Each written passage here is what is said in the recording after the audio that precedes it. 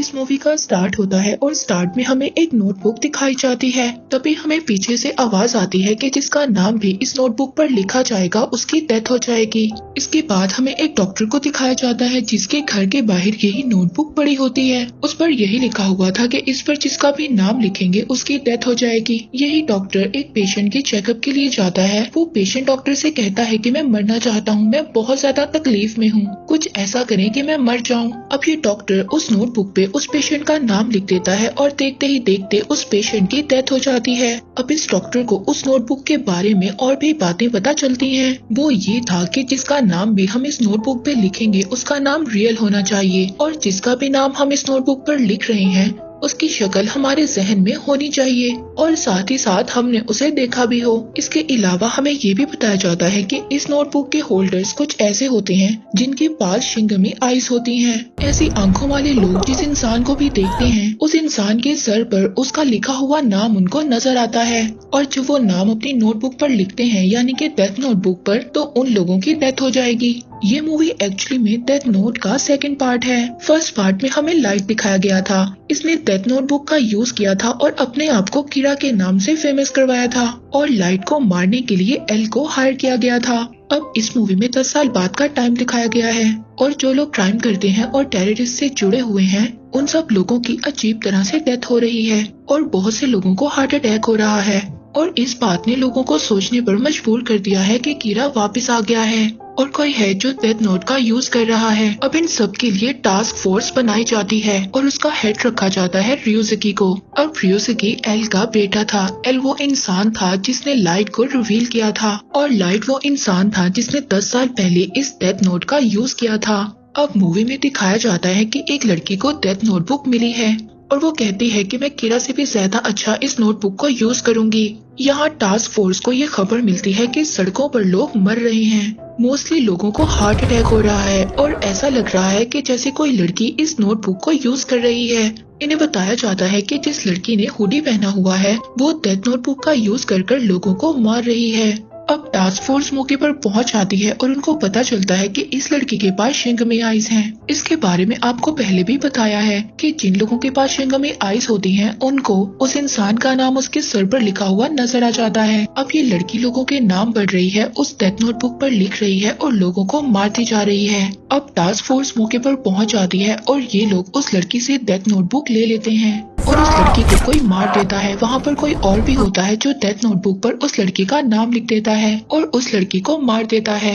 यहाँ task force अब उस नोटबुक को अपने पास रख लेते हैं और वो लड़की मर जाती है। अब यहाँ पर सब लोग जब डेथ नोटबुक को टच करते हैं तो उसका ऑनर सामने आ जाता है। जैसा कि ये रूल है कि डेथ नोटबुक को जब लोग टच करते हैं तो उसका ऑनर सामने आ जाता है। इस बुक का ऑनर इन लोगों को बताता है कि इस दुनिया में टोटल 6 डेथ नोटबुक्स हैं।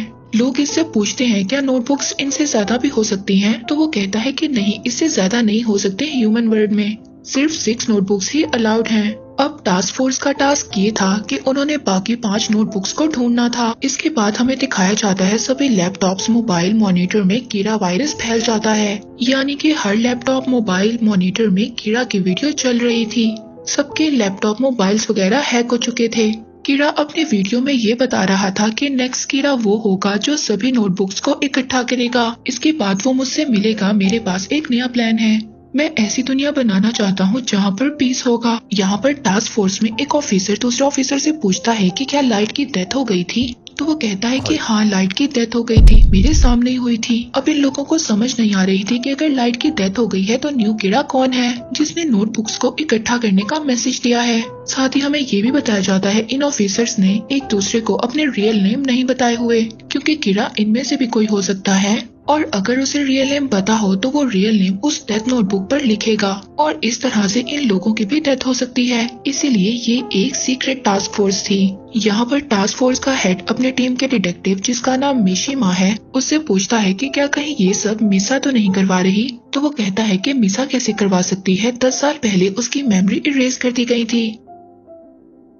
अब आपको ये भी बताया जाए कि पिछले पार्ट में मिसा भी दिखाई गई थी जो लाइट को पसंद करती थी और वो लाइट के साथ मिलकर काम करती थी। इसके अलावा ये लोग मीसा के केस के प्रोसिक्यूटर के बारे में भी डिस्कस करते हैं, जिसका रोल आप लोगों को आगे जाकर पता चलेगा। इसके बाद हमें मीसा को दिखाया जाता है जो शूट पर थी। जब वो अपने रूम में आती है तो सामने टेबल पर बड़े पोटैटो चिप्स से आवाज आती है। ये आवाज लाइट की थी और जब वो उन पोटैटो चिप्स के पैकेट को खोलती है तो उसमें एक सेल था जिसमें रिकॉर्डिंग ऑन थी। वो रिकॉर्डिंग कह रही थी कि अपने पास पड़े प्रेजेंट बॉक्स को ओपन करो। जब वो उसको ओपन करती है तो उसमें डेथ नोटबुक थी। ये जैसे ही उस डेथ नोटबुक को टच करती है इसकी मेमोरी रिस्टोर हो जाती है, इसको सब कुछ याद आ जाता है। और ये रोल था जब भी कोई इंसान डेथ नोटबुक को पोजेस करता है और उसको यूज करता है तो उसको सब याद होता है, लेकिन जैसे ही वो डेथ नोटबुक को किसी और को दे देता है तो उसकी मेमोरी इरेज कर दी जाती है। यानी कि उस टाइम पीरियड की सब मेमोरी जिस टाइम पीरियड में वो डेथ नोटबुक को यूज कर रहा था, क्योंकि अब मीसा उस नोटबुक को पकड़ती है तो उसकी सारी मेमोरी वापस आ जाती है। तभी इस डेथ नोटबुक का एंजल भी उसके सामने आता है और कहता है कि मीसा तुमसे बहुत दिन बाद मुलाकात हुई है। और यहाँ पर हमें ये भी बताया जाता है कि टास्क फोर्स ने मीसा पर नजर रखी हुई थी, क्योंकि उन्हें ऐसा लग रहा था कि जो भी न्यू कीड़ा है वो मीसा से कांटेक्ट जरूर करेगा। अब मीसा जब अपनी कार में जाती है तो कार की बैक सीट पर एक लड़का बैठा होता है और वो कहता है कि जो कीड़ा की वीडियो वायरल हुई है उसके पीछे मैं ही था और कीड़ा ने मुझे ये मैसेज दिया है कि तुम मीसा से जाकर मिलो। वो कहता है कि तुम नोटबुक्स को इकट्ठा करने में मेरी हेल्प करो, फिर उसके बाद हम वहाँ पर जाकर मिलेंगे जहाँ पर कीड़ा ने तुम्हें मिलने के लिए कहा था। मीसा उससे कहती है कि अगर तुम जानते हो कि कीड़ा जिंदा है और कीड़ा से तुम्हारी मुलाकात हुई है तो उसने तुम्हें बताया होगा कि उसने मुझसे कहाँ पर मिलना था। पर ये लड़का मीसा से कहता है कि नहीं, उसने मुझे ये बात नहीं बताई क्योंकि वो चाहता है कि तुम मुझे वहाँ पर लेकर जाओ। असल में इस लड़के ने कीड़ा की वीडियो देखी है और वो भी कीड़ा से मिलना चाहता है, यानी कि लाइट को। अब मीसा इसकी हेल्प करने से इनकार कर देती है। इसके बाद ही लड़का यहाँ से चला जाता है। अब टास्क फोर्स ने कैमरे तो लगाए हुए थे, ये लड़का काफी ज्यादा चालाक था। इस लड़के ने कैमरे को हैक कर लिया था, इसीलिए टास्क फोर्स के लोगों को ये बात पता नहीं चलती कोई भी मीसा से मिला है या नहीं। इसके बाद हमें कुछ लेडीज को दिखाया जाता है जिनमें से एक लेडी कीड़ा को सपोर्ट कर रही होती है और उसकी डेथ हो जाती है, और भी बहुत से लोग जो कीड़ा को सपोर्ट कर रहे होते हैं उनकी डेथ हो जाती है। अब ये टोटल 5 नोटबुक्स हैं। इनमें से एक नोटबुक ऐसे इंसान के पास है जो कीड़ा को सपोर्ट नहीं करता और वो उन लोगों को मार रहा है जो कीड़ा को सपोर्ट करता है। तभी हमें उस आदमी को भी दिखाया जाता है जो लोगों को नेट से सर्च कर रहा है जो कीड़ा के ओपन सपोर्टर्स हैं, और वो नोटबुक पर उनके नेम लिख रहा है ताकि वो मर जाएं। तभी उनके पास वही आदमी जो मीसा से मिलने गया था कीड़ा का मैसेंजर बनकर आता है। वो इसे हिप्नोटाइज कर देता है, इससे नोटबुक भी ले लेता है और इसको मार भी देता है। बाकी 3 लोग जिनके पास नोटबुक्स थी उन लोगों से मैंने नोटबुक्स ले ली हैं और उनमें से ये एक है। सब कुछ इस लड़के ने करवाया था जो मीसा से मिलने गया था और इसका नाम शीन है। वो कीड़ा से मिलना चाहता है और कीड़ा का ये मैसेज है कि जो भी मुझसे मिलना चाहता है वो सभी नोटबुक्स को इकट्ठा करे। इसीलिए वो अपनी हैकिंग एबिलिटीज को यूज करता है और उन लोगों को ट्रेस करता है जिनके पास डेथ नोटबुक्स हैं। उन लोगों को मार देता है और उनसे नोटबुक ले लेता है ताकि उन नोटबुक्स को इकट्ठा करके वो कीड़ा से मिल सके। अब ये इंसान कंप्यूटर में एक वायरस छोड़ता है जिसमें वो कह रहा होता है कि टास्क फोर्स का हेड अपना नेम और अपना फेस रिवील कर दे, अदरवाइज मैं लोगों को मारता जाऊंगा। यहाँ टास्क फोर्स का हेड रिस्पॉन्ड में एक वीडियो चलाता है, यानी कि वो उसे इनवाइट करता है एक वेबसाइट पे।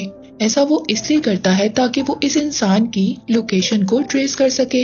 इन दोनों की वेबसाइट पर बात होती है और टास्क फोर्स के लोग इसकी लोकेशन को ट्रेस कर वहाँ पर पहुँच भी जाते हैं, मगर वो इंसान इनके वहाँ पर पहुँचने से पहले वहाँ से भाग जाता है और वहाँ पर एक डेथ नोटबुक भी छोड़ देता है। उस डेथ नोटबुक में इनमें से एक इन्वेस्टिगेटर की डेथ का लिखा होता है। वो स्माइल करेगा और खुद को शूट कर देगा और ऐसा ही होता है। इसके बाद गवर्नमेंट टास्क फोर्स को डिसॉल्व कर देती है कि उनसे ये काम नहीं होगा और उन लोगों ने इन्वेस्टिगेशन ठीक तरीके से नहीं की। मगर मिशिमा की फ्रेंड की डेथ हुई थी और वो इस फैसले पर राजी नहीं होता और वो अपनी इन्वेस्टिगेशन जारी रखता है। अब इस इन्वेस्टिगेशन में उसे रियोजुकी की वीडियो से पता चलता है, यानी कि टास्क फोर्स के हेड की वीडियो से, कि लास्ट डेथ नोटबुक उसी के पास है। अब वो उसके घर पहुंच जाता है और वहाँ पर उसको एक क्रिएचर भी मिलती है जो कि रियोजुकी के घर में रहती है, और साथ ही साथ उसे ये भी पता चलता है कि रियोजुकी के पास लास्ट डेथ नोटबुक है, जबकि रियोजुकी उससे कहता है कि मैंने इसे कभी यूज नहीं किया। वो कहता है कि एल ने मुझे ये नोटबुक दी थी और मुझे कहा था कि इस नोटबुक को कभी भी यूज नहीं करना और ना ही मैंने कभी ये नोटबुक यूज की। रियोजुकी उसे कहता है कि अगर मैं तुम्हें मारना चाहूँ तो इस क्रिएचर के जरिए मैं तुम्हें मार भी सकता हूँ, लेकिन मैं तुम्हें नहीं मारूंगा। अब मिशिमा उस पर ट्रस्ट करता है और वहाँ से निकल आता है। अब इन लोगों को ये नहीं पता असल में नियो कीरा कौन है। इसके बाद मिशिमा को अरेस्ट कर लिया जाता है लाइट के बेटे के केस में, क्योंकि मिशिमा को ये टास्क दिया गया था कि वो लाइट के बेटे को और साथ ही प्रोसिक्यूटर को ढूंढेगा, मगर वो नहीं ढूंढ पाया। इसलिए मिशिमा को अरेस्ट कर लिया गया था कि वो भी शायद कीरा से मिला हुआ है।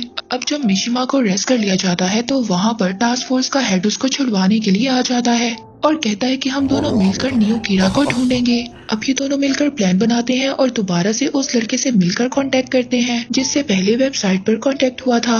उसकी लोकेशन भी ट्रेस की, मगर वो भाग गया। ये उससे कहते हैं कि हमारे पास डेथ नोट बुक्स हैं, हम वो तुम्हें देंगे, और उससे आर्ट सेंटर पर मिलने का डिसाइड भी कर लेते हैं। अब वो भी मान जाता है कि वो इन लोगों से डेथ नोटबुक ले लेगा और साथ ही रियोजुकी से भी कहता है कि तुम अपने फेस को मेरे सामने रिवील करोगे, और साथ ही वो मिसा की हेल्प भी मांगता है जिसके पास शिंगमी आइस है। अब प्लान के मुताबिक रियोजुकी सेंटर में पहुंच जाता है जहां पर उस लड़के को भी पहुंचना था। मिशिमा ने दूसरी चीजों पर भी नजर रखी हुई थी और इनके कुछ टीम मेंबर्स भी इनके साथ थे, मगर तभी वो इंसान जिससे इन लोगों ने मिलने जाना था वो सिग्नल्स को जैम कर देता है। तभी वहाँ पर मिसा भी आ जाती है जो इनके 3 टीम मेंबर्स को मार भी देती है और साथ ही साथ इनके टास्क फोर्स के हेड को भी मार देती है। इसके बाद वो उस लड़के से जाकर मिलती है जिसने इन लोगों से मिलने का कॉन्ट्रैक्ट बनाया हुआ था और उसको कहती है कि तुमने मुझे कहा था लाइट जिंदा है, मैंने उसकी तस्वीर को अपनी शिंगमा आई से देखा है जिससे मुझे पता चला है कि वो मर चुका है। और ये वीडियो जो कीरा की रिवील हुई है यानी कि लाइट की, वो किसी और की है। इसके अलावा वो उसे माउंटेन पर एक होटल में जाने का भी कहती है, जो बात रियोजुकी सुन लेता है और अपने बाकी टीम मेंबर्स को भी वहाँ पर पहुँचने का कह देता है। दूसरी तरफ वो लड़का जो कीरा के लिए सभी नोटबुक्स इकट्ठी कर रहा था, अब उसको भी ये बात पता चल गई थी कि कीरा मर चुका है और वो अब होटल पर पहुंच जाता है जहां पर उससे मिसा ने कहा था।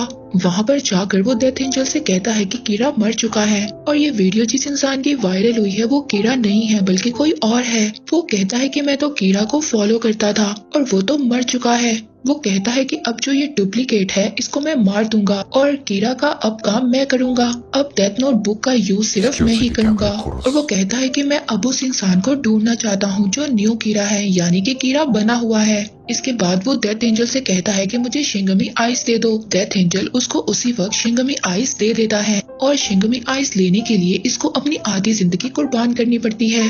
अब वहाँ पर मिशिमा और रियोजुकी भी आ जाते हैं, मगर रियोजुकी तो मर चुका था लेकिन हकीकत में वो मरा नहीं था, बस उसने मरने का नाटक किया था। अब रियोजुकी को देखकर ये लड़का शीन नोटबुक पर उसका नाम लिख देता है और वो मरता नहीं है। इस बात पर रियोजुकी कहता है कि तुम जानते हो कि मैं क्यों नहीं मरा, क्योंकि मेरा नाम इससे पहले ही डेथ नोटबुक पर लिखा जा चुका है मौत के लिए किसी और डेट पर, और मैं उसी पर मरूंगा। तब मिशिमा उससे पूछता है कि तुम्हें ये बात कैसे पता, तो वो कहता है कि मुझे डेथ एंजल ने ये बात बता दी थी कि किसी ने मेरा नाम डेथ नोटबुक पर लिख दिया था और मैं वैसे ही मरूंगा जैसे एल मरा था। मगर रियोजुकी कहता है कि इसने तो मेरा नाम नहीं लिखा था मरने के लिए, अगर इसने ऐसा किया होता तो मैं मर जाता, यानी कि न्यू कीरा ये नहीं बल्कि कोई और है। अब मिशिमा उससे पूछता है कि ये नहीं तो फिर कौन हो सकता है, जिस पर शीन ये सब सुनकर कहता है कि लाइट का एक बेटा भी था, हो सकता है कि वो न्यू कीरा हो और वही ये सब कुछ कर रहा हो। रियोजुकी इस बात पर कहता है कि वो अगर अभी होता तो वो सिर्फ 9 साल का होता और वो इतना छोटा ये काम नहीं कर सकता था। अब रियोजुकी मिशिमा से पूछता है कि उसके बेटे को ढूंढने का काम तो तुम्हारा था, तुम बताओ कि केस में तुम्हें क्या कुछ पता चला। वो कहता है कि मुझे तो कुछ भी याद नहीं है, मुझे तो कुछ भी नहीं पता चला। रियोजुकी कहता है कि तुम कैसे भूल सकते हो, तुमने इस केस पर काम किया था। अब रियोजुकी को यहाँ पर शक हो जाता है। वो कहता है कि एक इंसान अपनी मेमोरी तभी भूल सकता है जो वो डेथ नोटबुक को किसी और को दे देता है, यानी कि तुम ही न्यू कीरा हो और तुम ही ने डेथ नोटबुक का यूज किया था। अब मिशिमा इस बात पर परेशान हो जाता है और कहता है कि मैंने नहीं किया। अब रियोजुकी कहता है कि इस डेथ नोटबुक को दोबारा टच करो जिससे तुम्हारी मेमोरीज वापस आ जाएंगी। अब मिशिमा उस डेथ नोटबुक को टच करता है और उसकी सारी मेमोरी वापस आ जाती है, जिससे ये बात हमें पता चलती है कि लाइट के बेटे को प्रोसिक्यूटर ने मार दिया था डेथ नोटबुक पर उसका नाम लिखकर। और मिशिमा भी वहाँ पर पहुँच गया था। और जब उसने ये देखा कि मिशिमा को ये सब बातें पता चल चुकी हैं, तो वो मिशिमा का नाम भी डेथ नोटबुक पर लिखने वाला था, मगर तभी मिशिमा ने उसको गन से फायर कर दिया था और इसके बाद ये नोटबुक मिशिमा के पास आ गई थी। तभी उसे किरा का मैसेज भी मिला था जो उसने अपने बेटे के लिए छोड़ा था, जिसमें उसने ये कहा था कि जब तक तुम्हें ये मैसेज मिलेगा तब तक मैं मर चुका हूँगा और मेरे बाद तुम इस काम को आगे बढ़ाओगे। और इसके बाद मिशिमा ने उस डेथ नोटबुक का यूज करना स्टार्ट कर दिया और उसका ख्याल था कि किरा तो सिर्फ क्रिमिनल्स को मारता था, मैं इस दुनिया से जंग को ही खत्म कर दूंगा। और वो टेररिस्ट को मारने लगता है। उसको ये भी पता चला था कि न्यू टास्क फोर्स बनी है और उसका हेड रियोशिकी है। और उसी वक्त उसने रियोशिकी की डेथ भी लिख दी थी डेथ नोटबुक पर। रियोशिकी की डेथ मिशिमा ने ही लिखी थी और डेथ लिखने के बाद उसने वो बुक एंजल को दे दी थी और इसके बाद उसकी मेमोरी इरेज हो गई थी। और साथ ही साथ उसने किरा की वीडियो को भी एडिट किया था। किरा वीडियो में ये कह रहा था कि जब तक आप लोगों को ये मेरी वीडियो मिलेगी मेरी डेथ हो गई होगी, मगर उसने वीडियो को एडिट किया और उसमें ये लिखा कि मैं जिंदा हूँ और उसके बाद उस वीडियो को वायरल करने का डेथ एंजल को कह दिया और साथ ही नोटबुक को भी डिस्पोजेस कर दिया, यानी कि वापस कर दी और उसकी मेमोरी इरेज हो गई। अब प्रेजेंट में आते हैं जहाँ पर सबको ये बात पता चल गई थी कि मिशिमा ही न्यू किरा है। अब यहाँ पर ये बातें चली रही होती हैं, तभी वहाँ पर पुलिस आ जाती है। शीन उनसे बचने की कोशिश करता है, मगर इन सब में शीन की डेथ हो जाती है। वो मरने से पहले सभी डेथ नोटबुक्स मिशिमा को दे देता है। अब मिशिमा और रियोशिकी एक सबवे से भागने की कोशिश करते हैं। वहाँ पर एक टास्क फोर्स की मेंबर भी आ जाती है और वो मिशिमा को मारने की कोशिश करती है, मगर जब उसको पता चलता है कि मिशिमा किरा है, पर तभी रियोशिकी के घर में जो क्रिएचर रहती थी वो मिशिमा को आकर बचा लेती है। अब उसे किसी को मारना अलाउ नहीं था, लेकिन उसने एक लड़की की जान ली थी, इसलिए वो भी वहाँ से खत्म हो जाती है। यहाँ पर मिशिमा और रियोशिकी को भी कस्टडी में ले लिया जाता है। अब यहाँ पर रियो यानी डेथ एंजल मिशिमा को बताता है कि 6 डेथ नोटबुक्स दुनिया में लाई गई थी, तो वो कहता है कि लोग अपनी लालच से बाज नहीं आएंगे और इस तरह मेरा फन चलता रहेगा। इस पर मिशिमा कहता है कि वो 6 डेथ नोटबुक तो सिक्योर है और अब गवर्नमेंट की कस्टडी में है। तो रियो कहता है कि नहीं, इंसानों का लालच कभी भी खत्म नहीं हो सकता, ये गेम तो चलती ही रहेगी। और ऐसा ही होता है। इसके बाद मिशिमा को जेल में दिखाया जाता है, जहाँ पर रियोशिकी उसके पास आता है। उसको आकर बताता है कि वो गाड़ी जिसमें नोटबुक्स को लेकर ले जाया जा रहा था, उस पर टेररिस्ट ने अटैक किया है, जिसमें से 4 नोटबुक तो मौके पर ही खत्म हो गई और बाकी 2 नोटबुक्स मिसिंग हैं। और साथ ही रियोशिकी मिशिमा को ये भी कहता है कि तुमने आज ही के दिन डेथ नोटबुक पर मेरा मरना लिखा था, यानी कि आज मैं मर जाऊंगा। इसके बाद वो मिशिमा से कहता है कि इसके बाद तुम इस मिशन पर काम करोगे। मिशिमा कहता है कि मैं इतना क्वालिफाइड नहीं हूँ, तो रियोशिकी ये कहता है कि मिशिमा तो मैं हूँ, अब रियोशिकी तुम हो और तुम क्वालिफाइड हो, क्योंकि समझो कि मिशिमा तो मर रहा है और रियोशिकी जिंदा रहेगा। इसके बाद मिशिमा उसको अपना रियल नेम बताकर वहाँ से चला जाता है, क्योंकि रियोशिकी हमेशा कहता था कि वो लॉ के ऊपर है, इसलिए उसने मिशिमा को वहाँ से आजाद करवा दिया। अब मिशिमा वहाँ से चला जाता है और रियोशिकी की वहाँ पर डेथ हो जाती है। साथ ही हमें मूवी के एंड में लाइट की एक वीडियो भी दिखाई जाती है। वो हंस रहा होता है और कह रहा होता है कि सब कुछ वैसा ही हुआ जैसा मैंने प्लान किया था। इसके बाद ये मूवी यहीं पर एंड हो जाती है।